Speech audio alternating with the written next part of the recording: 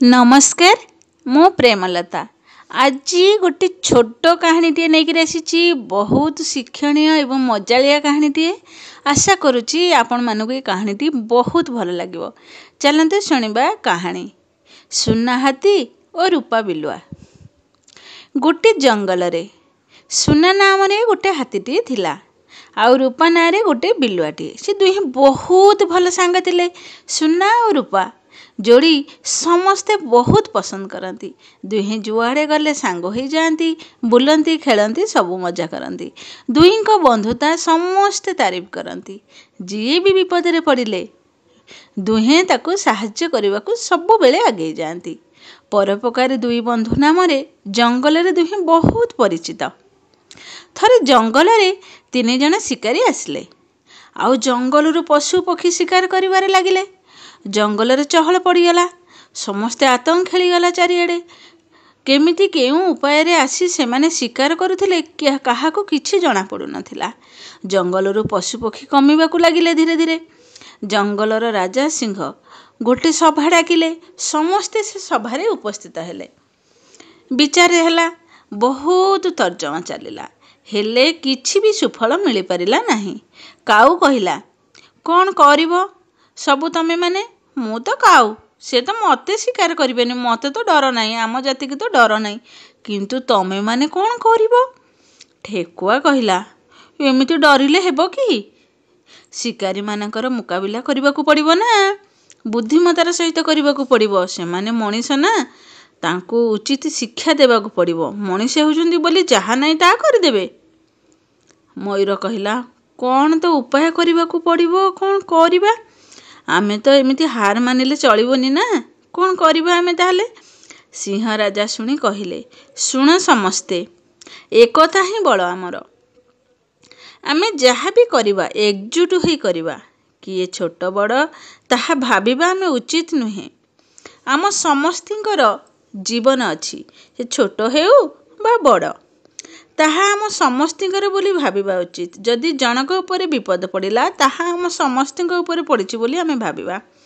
समस्ते धीर स्थिर होई चिंता कर, आउ निज निजर मत दियो मते, तापरे किछि गोटे उपाय बाहर करिबा।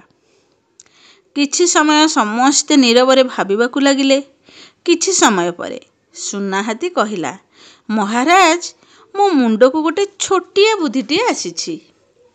रूपार मोर से दायित्व नेउछु। तमे माने केही किछि चिंता करनी कि केही किछि भाबनी। से शिकारी मानकू केमिति उचित शिक्षा दिया हबो ता उपाय आमे दुहे ही करिबु। समस्ते निश्चिंत रे रुह, आ सबु दायित्व आम उपरे छाड़ी दियो। सिंह राजा कहिले, हौ ताहले ठीक अछि, तमे जहा करिवो करो।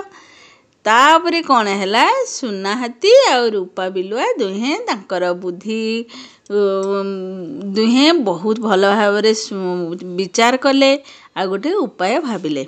सुना हाथी कहिला, रूपा बिलुआ आमे दुहे लुचिकिरी रहिबा। शिकारी माने जेउ पट देई जंगल भीतर को आसुचंती, आमे कौन करिबा ना सेहीठी गोटे बड़ खालटी करदेबा, खोलिदेबा जोर रे। आउ ता भितरे कंटा बिछुआती गछ पत्र अलिया आवर्जना जिनस सबू पकईदेबा। आउ तापरे विषाक्त साप 3टा छाड़ीदेबा। तापरे देखिबा कौन होउची। रूपा बिलुआ कहिला, ठीक अछि, आमे एमती ही करिबा। तापरे दुहे सेमती कले। गात खोलिदेले आउ ता भितरे अलिया आवर्जना पकईले, बिछुआती गछ पत्र पकईले, मुनिया मुनिया कंटा पकईदेले, तापरे विषाक्त साप 3टा छाड़ीदेले। तापर कौन हैला ना ता ऊपर को सुखिला पत्र डाल घास एमती सजेई देले, जेमती जना पड़िबनी जे तळे गोटे गात अछि बोली। एमती करी पत्र रे सुंदर भावरे सजेई देले आ लुचिकिरी रहिले। शिकारी माने आसिले। तापरे तांको मनरे खुशी पूरा जोर रे खुशी मनरे आसुथांती। हसी हसी आगकू आगकू देखी जल्दी जल्दी माड़ी जाउथांती। तांको भितरु जणे कहूथाए, आज बहुत शिकार करदेबा, बहुत रोजगार आज करबा। चलो चलो चलो चलो, केते धीरे धीरे चलुच, शीघ्र शीघ्र चलो। अरे देख गोटे हाथी सेठी दिसुची।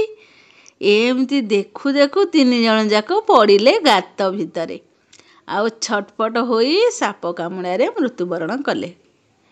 ତେଣୁ ଯେସାକୁ ତେସା ମିଳିଲା। ସୁନା ହାତୀ ଆଉ ରୂପା ବିଲୁଆ ଦୁହେଁ ନାଚିଲେ। ଯେସାକୁ ତେସା ଯେସାକୁ ତେସା ଯେସାକୁ ତେସା କହି ଦୁହେଁ ଜୋରରେ ନାଚିଲେ। ଜଙ୍ଗଲର ଅନ୍ୟ ପଶୁ ପକ୍ଷୀ ସମସ୍ତେ ପୁରା ଖୁସିରେ ନାଚିଲେ। କାହିଁକି ନା ତାଙ୍କ ଜଙ୍ଗଲରୁ ବିପଦ ଟଳିଗଲା। ସମସ୍ତେ ସୁନା ହାତୀ ଆଉ ରୂପା ବିଲୁଆକୁ ବାହା ବାହା କଲେ, ସାବାସ କଲେ। ସମସ୍ତେ ବହୁତ ନାଚିଲେ।